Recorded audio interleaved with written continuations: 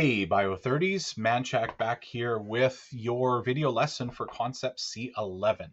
So I'm hoping that you've already made it through Concept C10, which had us going through gene expression, protein synthesis, transcription, translation, all of that kind of stuff. And now I'm hoping you're ready to move on to Concept C11, which is going to basically take what we've learned about in C9 and C10 and have a look at what we can do with our knowledge of the DNA molecule, how DNA replication works, and couple that with our knowledge of protein synthesis and squeeze it all in together. So, like I said, this is the second of two videos for this week. First one was about 35 minutes long, so hopefully you've got the attention span to make it through another video lesson from me. Where we're going to start here, start with genetic engineering, which is basically sort of what we're talking about in this whole concept, is taking the applications of what we know and doing something to make our lives better in some way. So, for example, we're going to talk about gel electrophoresis, which can be used in sequencing as well as other processes working with DNA. We're going to talk about recombinant DNA, and we're going to try to apply that to some practical situations that we might encounter. DNA transformation, which we'll talk about in a bit in this, as well as mutation. I'm going to endeavor to go relatively quickly through this stuff because I tend to go into a lot more detail than I need to, especially if we're in class. We get some great discussions going on it. I am going to encourage you to watch, very strongly encourage you to watch 3 videos in this section. Again, they're all, or 2 of them are Amoeba Sisters stuff. You guys are sick of it by now, I know, but I think their stuff is really great, and it fits really, really, really closely with the curriculum we're working through. So the first one is on gel electrophoresis. So it's a technology that I want you guys to sort of have an understanding about, but really pay attention to the application and how we're using our knowledge of DNA to create this electrophoresis, and then what's the result of it? Why are we using it, and what are we using it to do? So that the application is really interesting. The next one is a video on genetic engineering that was put out by MIT, I think, or something along those lines, and it was really good. A really simple explanation from it looked like a grad student on how we can basically cut up and then insert pieces of DNA into a bacterium. And we're going to get into that in this lesson, and then hopefully go and watch that video and really see a really excellent explanation of it. Mine's okay. Hers is excellent. And then lastly, we're going to talk about mutations, and really watch the Amoeba Sisters video on mutations as well. It's excellent. When you're done all of that, do these sample questions out of the textbook, please. At least have a look at them before you move on to the practice quiz for this section. Okay, so let's jump in. DNA and biotechnology. So what we're going to do, like I said, is take what we know about DNA and apply it. So there's that word technology up here. Apply it to creating something that makes our lives easier or better in some way. Okay, so there's this whole idea of technology. And sometimes this is going to be a situation where science is driving technology, or technology is driving science, depending on the situations that we're dealing with here. So let's jump ahead. Understanding, I'm going to shrink myself down a bit here so you can see more of the screen. Understanding the process of replication, transcription, and translation, and how they relate to DNA has allowed for the development of exciting technologies, what we call biotechnologies, bio meaning living, of course. So many of these technologies revolve around the idea of recombinant DNA. Big idea for us in this section. Please understand what recombinant DNA is. It is a fragment of DNA that has 2 different sources. And what we mean by sources is often not even just, not from the same individual is what we mean. And so you could have a piece that comes from, another person not related to you stuck into your DNA, or even another organism. And we do this from time to time with our genetic technologies and how we genetically modify certain organisms. So these technologies basically take fragments of DNA, and they take the fragments of DNA that code for a desired trait, and they splice them into existing DNA. It's literally the process of breaking some DNA up into chunks, grabbing the piece that you want, and trying to stick it into something else's DNA. Okay, with a particular trait that we want that organism to have. Okay, I think the best example of this, because this sounds an awful lot like playing God. It sounds an awful lot like we're going to all of a sudden create these mutants with 3 eyes or 6 ears or whatever it might be. We don't do that stuff. There's ethical and moral considerations that govern science to make sure that we're not doing experiments that are going to create, things that are going to be harmful or dangerous or whatever it might be. A great example of how we apply this and use it regularly is insulin. We used to, and I think I talked about this with you guys. I maybe didn't. I'm not sure. Where we used to get insulin is we would get insulin from the pancreas of pigs, and we'd take the insulin out and we'd isolate it and all of that kind of stuff. And that's a very involved process that would involve probably a lot of pigs to supply a human with the right amount of insulin. And so what we've done now is we've actually been able to reprogram bacterial cells, modify their DNA to include the gene that codes for insulin. And so what we can do is we can grow these bacteria with the insulin gene inserted, grow them in a lab, isolate the insulin, and create a serum out of it that you can inject if you are diabetic, type 1 diabetic. So really interesting stuff that we can do. We figured out what gene makes insulin in our bodies. We isolated that gene. We were able to then pull it out of our genetic code and then take that gene and actually insert it into a bacterial genome, into a bacterium, and have that bacterium create the insulin for us. And then we separate the insulin out from the bacterium, and hey, we've got a serum of insulin. That is the idea of recombinant DNA. We are recombining. We are bringing 2 sets of DNA together and combining it into 1 set. Okay. Now, before we could have done any of that, we had to go through the process of sequencing DNA and figuring out, first off, what each gene does and where the genes are located and what are the sequences of A's, T's, C's, and G's that we have in our genome. We can't do that. We can't separate all these things out until we know those sequences. And there was a big project that went on to sequence DNA in the world. It was called the Human Genome Project, and it went through several years of the process of going from base number 1 all the way up to nitrogen base number 4 billion-ish to in our genetic code to figure out our sequence of DNA. So DNA sequencing, really all I want you guys to know is what it is, and maybe in the back of your mind just have a small idea of how DNA sequencing works, but that's about it. Please don't go too deep. Let your first year genetics courses, first year cell biology courses in university or college handle that. Don't worry about that in your high school class or in this high school class right now. So DNA sequencing is the process by which geneticists determine the base pair sequence of a fragment of DNA. In what order are the A's, T's, C's, and G's? Okay. The procedure for DNA sequencing does not need to be known at this point, but it can be accomplished in a couple of ways. I'm going to leave it at that right now. And if you wanted to, you could hit pause and watch the gel electrophoresis video from Amoeba Sisters. They do highlight some of what's going on and how it can happen and how it works. If you're really curious about it, get onto the internet and find some examples of how DNA sequencing is done. There's some great YouTube videos out there.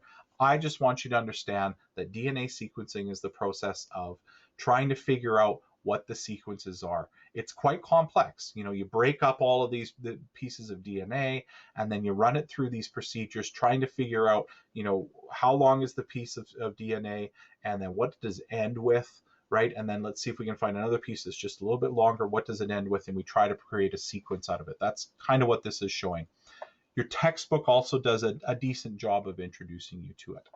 I'm going to leave it at that. We need to know the sequence of DNA of the gene that we want to recombine into something else, and so we use DNA sequencing techniques to do that. If you wanted to hit pause right now, you could and look up the Human Genome Project sequencing public project and private project, and it gives you a quick explanation. They're relatively short, 3 or 4 minute videos on how it worked, but you don't really have to do that at this point. This is just describing one of the methods of DNA sequencing. I'm going to skip over it for now. If you want to go a little bit deeper into it on your own, you certainly can.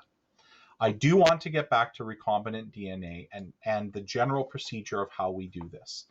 Once DNA has been sequenced and the desired gene has been located, we need to cut that gene out in order for it to be placed into the organism we're working with. So we found the gene. We think we need to make insulin, right? So now we've gone through the process of sequencing the DNA, locating where that gene is on the particular chromosome in our sequence of DNA. Now we need to actually cut that piece out and put it into something else, that bacterium, so that it can do that. So the first thing we do is, and this was the video on DNA recombination and all of that stuff that I'll allude to in a second here, does a really good job of explaining this. But restriction enzymes are what we use to cut DNA. Okay, think of them as molecular scissors, and there's a couple of different kinds of molecular scissors out there. So they're not scissors like this, but maybe this pair of scissors and this pair of scissors cut at different points on the DNA molecule, and that's sort of what we're talking about. So this could be an EcoR1 cut, and this might be another kind of cut, and we'll get into this in a second. So these restriction enzymes cut the double-stranded DNA at a specific base pair sequence at each particular enzyme's recognition site. So if this is one restriction enzyme, it'll have a specific recognition site, a sequence of DNA where it's going to make its cut. And if this is another restriction enzyme, it's going to have another sequence that it's going to make a cut out. Now, different enzymes have different restriction sites, and when the DNA cuts, there's 2 kinds of ends that it's going to make, what we call a sticky end and a blunt end. Okay, and I'll explain what this is with a diagram, because it's better to do that with a diagram. So here's some examples of restriction enzymes or restriction endonucleases that have found their origins inside of bacteria. Okay, so there's actually in bacteria, they actually have these things and evolved with these enzymes that are meant to cut up DNA. And so, for example, I mentioned the EcoR1, and that comes from, the eco part comes from Escherichia coli, so E. coli. And we end up having the recognition site is a sequence of GAATTC, which is also GAATTC in the complementary strand, and it makes what we call a sticky end. So it makes a cut with an overhanging or overlapping, let's say overhanging sequence. So it's going to cut between the G here and the A here, and between the G here and the A here, and it's going to cut all those hydrogen bonds in between as well. So it's going to leave a sticky end. So this is EcoR1. It's going to make this particular sequence up here. SMA1, which comes from Serratia marcescens, this is going to make a blunt end cut. Okay, so it's looking for the sequence CCC GGG, right? CCC GGG on the complementary strand, and it's making a cut where these little red marks are, and it's making a blunt end. It's perfectly flat where the cut is made. So it's kind of like this pair of scissors, right? So you can kind of think of the sticky end, the fancy scissors. My daughter's got a pair that have little notchy bits on them that makes fancy cuts on paper, those kinds of things. Or if you're a scrapbooker, which I'm not, but you might be, that's what we're looking, those fancy ones that make the fancy patterns. Think of those as kind of like sticky ends, and then your regular plain old scissors, those are the blunt end cuts. Okay, so those are the kinds of restriction enzymes. So what we would do is we would go in and we would isolate we would grab the chromosome that we have our insulin gene on, and we go in and we introduce these enzymes, EcoR1 or SMA1 or whatever, and we'll put them in together, and it'll make a cut. Okay, and then we'll be able to start to isolate those genes from that point. So it's interesting to note, though, that restriction enzymes that produce sticky ends are more useful than blunt ends, and this is because it's easier to join 2 sticky ends through complementary base pairing. Okay, this is just a quick rundown of what might happen. Is here's our EcoR1 enzyme. It's running along the DNA sequence. It finds its GAATTC sequence. It plumps itself down. It makes its cut here, and now we have our two sticky ends. Okay, so now we've cut that gene out. So we also have another tool called DNA ligase. And DNA ligase is a restriction. Once the restriction enzymes are done, we need to actually insert the gene into the new bacterium or whatever it might be. And so we need something to make sure that once we've inserted that gene, it sticks. It's got to stay in there. So what DNA ligase does, it steps in again, is that it basically takes those two fragments. And if they've been generated by the same restriction enzyme, then we can help, with the help of DNA ligase, stick it back together again. And all of a sudden, we've inserted that gene into the larger molecule, whatever it might be. It might be a chromosome, might be a plasmid, something along those lines. The sticking together, quote unquote, involves hydrogen bonds being reformed between the complementary bases. You should also note that if the complementary bases are not complementary, they won't reform. Think about the difference between the pyrimidines and pyridines, and how there's 3 bonds versus 2 bonds on those, if you want to try to make sense of that. So this is what we would be talking about, is that if this is our maybe sequence that we're sticking in, we've cut it with EcoR1 or whatever restriction enzyme we've done. These two come together, and then the DNA ligase is going to run along here and just make sure all those hydrogen bonds are reattached. If we don't have complementary pairing, for example, if we cut with EcoR1 and Hind3, then we're not going to get complementary base pairing, and we're going to have an issue with that. Okay. I'm going to add this video mechanism of recombination in for you guys to have a look at, because I just remember it's a really good one for you to watch as well. I'll add it in. It's relatively short, but this would be a good point maybe if you wanted to hit pause to go in and have a look at that other video that I have in the Google Classroom with the university student explaining what's going on with this stuff. Okay. One last thing I wanted to talk about is PCR, or polymerase chain reaction. And what it does, I'm going to really simply explain it, and that's it. I might throw this video in too for you, but it's basically it's a technology that allowed for us to create millions of copies of DNA from extremely small amounts. So if we could only isolate maybe from our cells a few of those insulin genes, we could use polymerase chain reaction to basically go and create millions and millions of copies relatively quickly of that segment of DNA. I'll insert this video for you guys in the Google Classroom so you can have a look at what it looks like, because it's really kind of cool. The other thing I wanted to note, and this has nothing to do with anything, is you'll notice 1985, that's not that long ago. We're less than 40 years ago, and we came up with PCR. You notice that we're in this molecular genetics section, we're getting closer and closer to present time. And this is an evolving field, a field that is changing on a regular basis. And what I'm talking about now may not be the same thing that you might be talking about with your kids in 20 years time or whatever it might be. All right, so I think at that point, I'm going to say if you guys want to hit pause and do some practice questions, you certainly can on this. I'm going to jump ahead to the idea of transformation. And what transformation is all about. And it's relatively simple, so we'll play around with it for a second.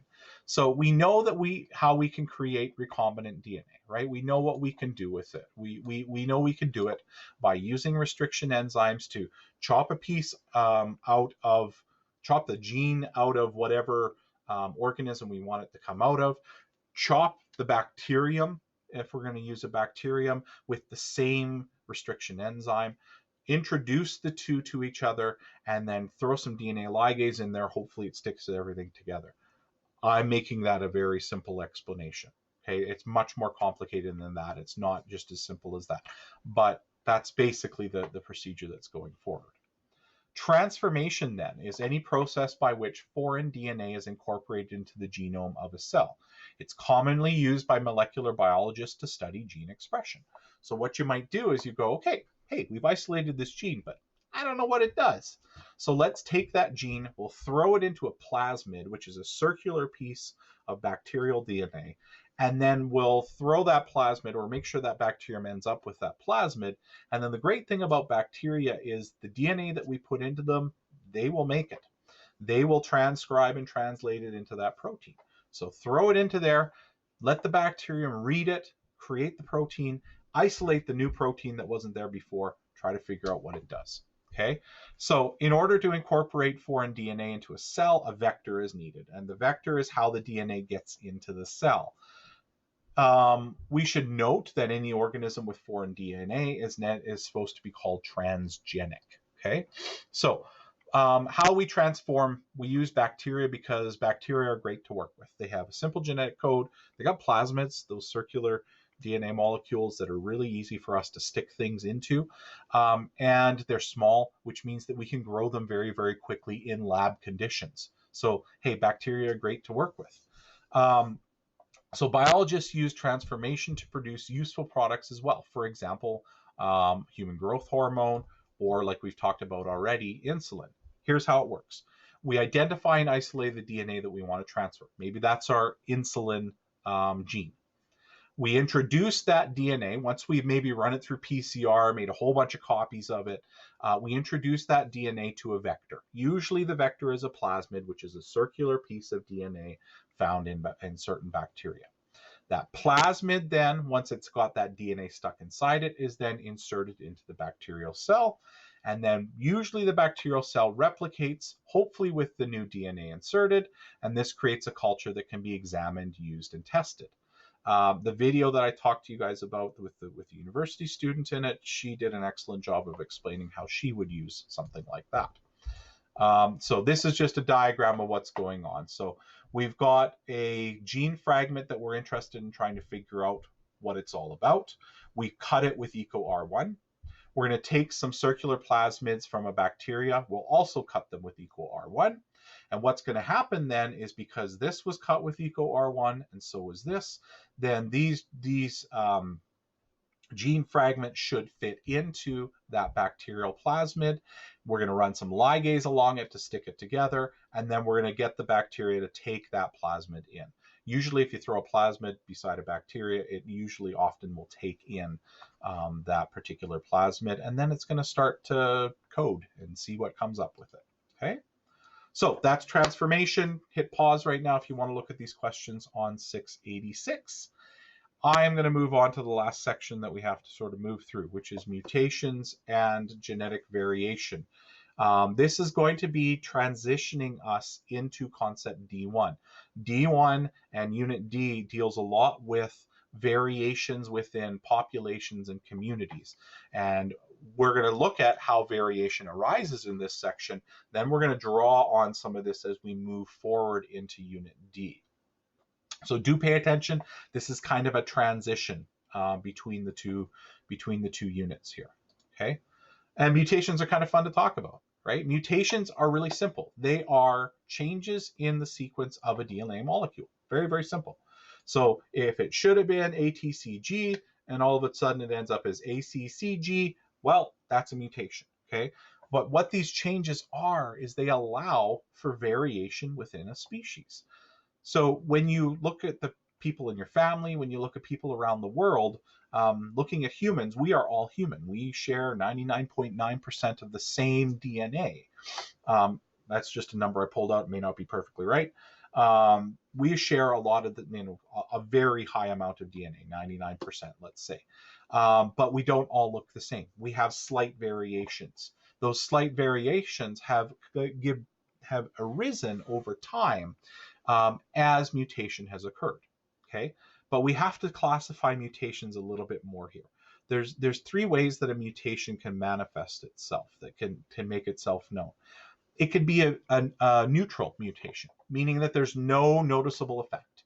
Okay, we don't see anything different about the person, about the individual. There's nothing that appears to be any different. There's a beneficial mutation, and a mutation that is beneficial is one that helps the organism to better survive in its environment. A little bit of evolution creeping in here, right? Or natural selection. And then there's also a harmful mutation. A harmful mutation is a mutation that makes the organism less able to survive within its environment. So it decreases the organism's ability to survive. Mutations are closely linked to natural selection. If a mutation benefits or harms an organism, it may trigger natural selection. So, for example, if it's beneficial, makes it easier for the organism to survive in its environment, then preferentially the natural selection will say this one's better suited, this one's going to pass on more genetic information to the next generation. If it is a harmful mutation, then what's going to happen is that this individual is going to be less well suited to the environment. It will have less of a chance to pass on its genetic information to the next generation. And so theoretically, that gene will start to disappear. And the one over here that's had the mutation in it that makes the organism better able to survive, that one is going to start to increase. That's where we're getting variation from. Okay. Now, sometimes the usefulness of a mutation isn't always obvious right up front, but it's worthwhile talking about it anyway. There are mutations that I would think about having light colored hair versus dark colored hair, blue eyes versus brown eyes. I don't see a lot of really big evolutionary advantages from me sitting here in 2020, but maybe there are. If we dig deeper. Not being an evolutionary biologist, I don't know whether enough about that to comment on it. So let's classify then. We said mutations can be neutral, good, or bad. Okay, but let's just assume that we're looking at mutations in general. We're going to talk right now about two kinds of mutations, what we call point mutations and gene mutations. Point mutations are a change in a specific base pair of the DNA. So one of the nucleotides has been altered in some way. This may or may not change the amino acids coded by the sequence. We'll look at that in a second. And a point mutation may also then lead to a gene mutation. If a point mutation leads to a gene mutation, what happens is that it changes the coding of amino acids. In other words, a new amino acid is put into a spot where it should not have been before. So it usually involves more than one base pair, but it could happen with just one base pair depending on the situation. I'm going to relatively quickly run through this because the Amoeba Sisters video on mutations is absolutely excellent again, so they can fill in some of the blanks if I go a little bit quickly. Here's some examples of point mutations. So a silent mutation has no effect on the operation. Basically, it switches one base pair for another. But the amino acid created by the codon is the same. And I'm going to explain that just really quickly by bringing this back into the field. And let's look at this really quickly up here with phenylalanine. If we had a point mutation here where this U was replaced with a C, okay, or whatever it is on the DNA sequence, these are still coding for phenylalanine. So we're still going to get that amino acid regardless. And so we're okay with a small point mutation. What's really good about the way our DNA and RNA are set up is that we have some redundancy built in. And the redundancy leaves us with the ability to adapt to maybe small mutations, little point mutations taking place. Hey, if we have UC, it's going to be serine, whether it's UCU, UCC, UCA, or UCG, right? All of those are going to produce serine. So if we get a point mutation on one of these last ones, we're going to be okay. That's what I'm trying to say here. Okay, so there's some redundancy built in here, which is fantastic for us. A missense mutation is a base sequence change that alters the codon, producing a different amino acid. So if we go back to our phenylalanine example, and we had a UUA where there should have been a UUC, all of a sudden we've switched our codon. We've switched the DNA enough that we're going to produce a leucine instead of a phenylalanine. Okay, that's what we call a missense mutation. A nonsense mutation is a mutation that changes the DNA that causes the stop codon to replace a normal codon. This is one that can be really, really bad because what ends up happening is, let's say we were supposed to have a UAU, but that UAU was swapped out for a UAA. So our DNA sequence changed, which meant our mRNA sequence changed, and all of a sudden we got a stop codon. And if we're halfway through a gene and we get a stop codon, what is that protein going to look like? Is that protein going to function properly? Probably not. Okay, so that could be really bad. So silent mutation, not so bad. Missense mutation, it's going to have an issue. We're gonna swap out an amino acid. Maybe the protein will be okay with it. Maybe it won't. A nonsense mutation, it's often lethal for the cell. That protein can't be manufactured anymore. We could have some serious effects as a result of that. Mutations can be caused by a number of different things. They can be caused by deletion, which is basically popping out one or more bases in the amino acid sequence, in the DNA sequence, which most definitely results in a change in the amino acid sequence. It results in a frame shift. Same with insertion. It will also result in a frame shift because we're going to go and plop in an amino acid sequence. Remember, we're reading in frames of 3. 3, 3, 3, 3. If you pop one out, that shifts the frame, and we end up with weird mutations going on at that point. Me waving my hands around and showing you the diagram isn't going to be as good an explanation as maybe watching that video from Amoeba Sisters on this one. But frame shift mutations means that the reading frame is shifted, causing a different set of amino acids to be produced. However, if the deletion or insertion of 3 nucleotides occur, we don't have a frame shift mutation, but it could be just as bad, because then we lose an amino acid entirely. We can get translocations, which are wonky, where wonky donkey, where mutations involve the transfer of large chunks of DNA from one site in the genome to another. You can think, oh boy, that's going to have some big problems.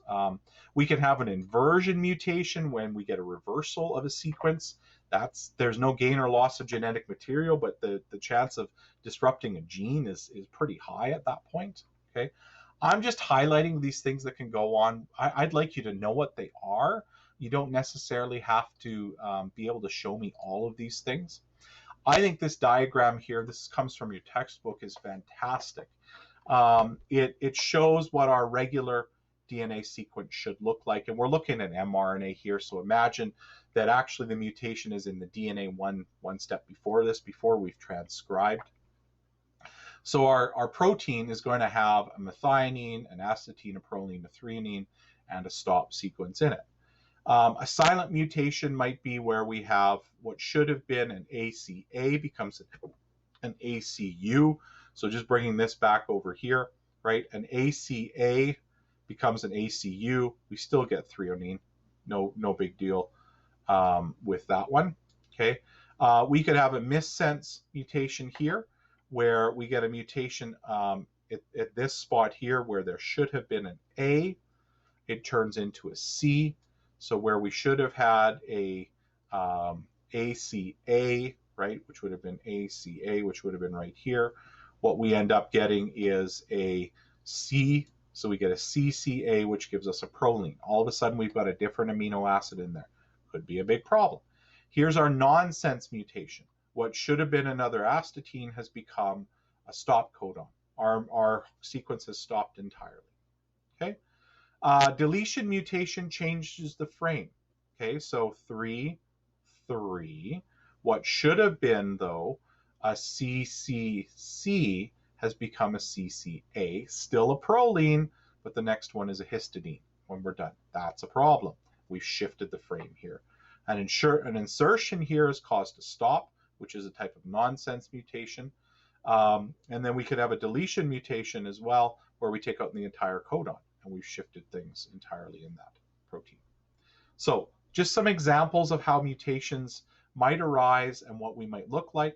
I'm going to ask a question at some point of you to interpret what might happen if we add or delete something, or if one of the things changes, we swap an A for a C or something along those lines. So I'm going to ask you about that at some point. Please make sure that you just have an idea of what's going on and watch out for that. So let's talk a little bit about where mutations arise from. Now, mutations arise naturally. They happen all the time. And our bodies do a really, really good job. Our cells do a really, really good job that if a mutation is really bad, we'll kill off the cell, we'll destroy the cell in some way so that mutation doesn't continue. but sometimes some of these mutations creep through. We can't stop it. So there's two main causes of mutations, what we call spontaneous or mutagenic. A spontaneous mutation occurs as a result of an error made in DNA replication. Hey, there's billions of bases that we have to go through before a cell divides, and we have to copy them exactly. And if you don't think that a mistake is made every once in a while, well, you're wrong. There are mistakes that are made. And so these spontaneous mutations do occur.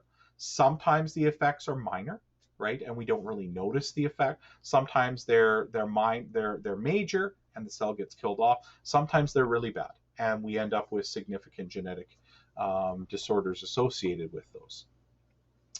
A mutagenic mutation occurs when a mutagenic agent, a mutagen, if you want to call it that, can cause a mutation, and it is introduced to the DNA in some way. So this is what we call an induced mutation, and these can result from ultraviolet radiation, cosmic rays that come from the gamma rays that come from space, X-rays also come from space, or we create them ourselves, or even certain chemicals. All of these can lead to mutations and increase the possibility of having a mutation. If you wanted to spend a couple of minutes, you could have a look at gene mutations in cancer. I think it's really interesting, page 689 to 90. If you want to just read it through, that's fine. You don't need to worry about the questions, but worthwhile having a look if you'd like to. The last little bit that I'm going to talk about here, I believe we're getting close to the end, guys, is talking a little bit about similarities in DNA and some stuff that we've understood as a field of molecular genetics has broadened a little bit. So one technology that's arisen from our understanding of DNA and molecular genetics is the ability to compare relationships between organisms based on their genetic makeup. So in other words, how closely related are we from one organism to another? In other words, we're now able to look at the DNA of an organism and compare how it's related to another, which is what I just said. I love it when I repeat myself. Species that are closely related share similar DNA sequences, while distantly related species have more genetic differences. This information allows us to develop what we call phylogenies, or evolutionary trees, that show how a species might evolve. If you've got a lot of similarities, but you're not the same species, you're probably really close on a phylogenetic tree. Or evolutionary tree, whereas if you have a few characteristics that are similar, but not very many, you're probably pretty far apart on that tree if you're comparing two organisms. DNA is a couple other things about where DNA is located. So this last section was just a really quick talk about phylogenies and evolutionary trees and how we can use DNA to figure out how things are closely related. A couple other things to talk about where DNA is located in the cell. We know it's in the nucleus. Most of the DNA is in the nucleus. However, there is some DNA that's stored in mitochondria or chloroplast, depending if you're a plant or an animal. Well, actually, plants will have mitochondria, but we don't have, as animals, we don't have chloroplast. At least I think you don't. You're not green, are you? So here's the different distinctions based on location, right?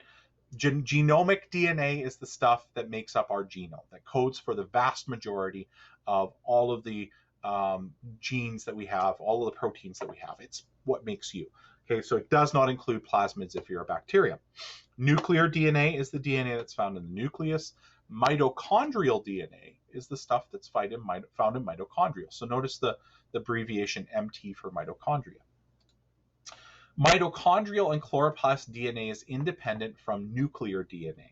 And this DNA has provided a lot of clues in evolutionary history. Particularly, mitochondrial DNA can be used to trace maternal lines in mammals. Why we say that is because the egg is the only source of mitochondria that gets passed on to a new offspring. So mitochondria make more mitochondria. There's no sequence of DNA in the nucleus that I'm aware of, at least, that codes to make new mitochondria. The mitochondria have the DNA that replicates new mitochondria. Those mitochondria come from your mom because you're the sperm that made you did not share mitochondria. It was the egg that made you that had the mitochondria. And so we can trace things along the maternal line from mother to mother to mother based on what's in the mitochondrial DNA. So we can trace, I just said this, It has a high rate of mutation, but is also directly inherited from females, which allows a comparison between closely related species, et cetera, et cetera. I'm not going to go into too deep of stuff on that. Okay, so that is it, ladies and gentlemen. That is Unit C, done and out of the way. Holy smokes, we did it. I can't believe it. So I'm going to just try to get to this page, which is where I wanted to get to. That's Unit C, folks. If you haven't done so already, please watch these 3 videos that I linked in the Google Classroom on electrophoresis, on genetic engineering, and on the mutation stuff. I think they're really worthwhile. I didn't go deeply into everything other than that whole recombination thing and how restriction enzymes are used and all of that stuff. But I think it's really worthwhile having a look at those ones. Spend, 25 minutes of your time to go through and have a look at them, please. Do your practice questions, do your practice quiz. Please wait for feedback. If there's anything you guys need help with at any point in this stuff, please track me down online, fire me an email, come to my office hour, hang out in the Google Meet, whatever it is. Just connect with me. If you feel like you're falling behind, hey, track me down again and we'll sort it out. That's it for Unit C. That means next week we're jumping into Unit D. We're going to get started on the Hardy-Weinberg principle right off the bat, and how genetic variation is expressed within populations. Please make sure you have a calculator handy for Unit D, because we will be doing calculations and doing a little bit of math. And before you break out into a cold sweat, don't worry, it's not hard math. It's math that you could do in grade 8 or even before that. So don't panic about that. I think that's it. I have chatted at you a lot in this concept, or these 2 concepts. I hope you can stay safe, stay healthy, and we'll chat in Unit D.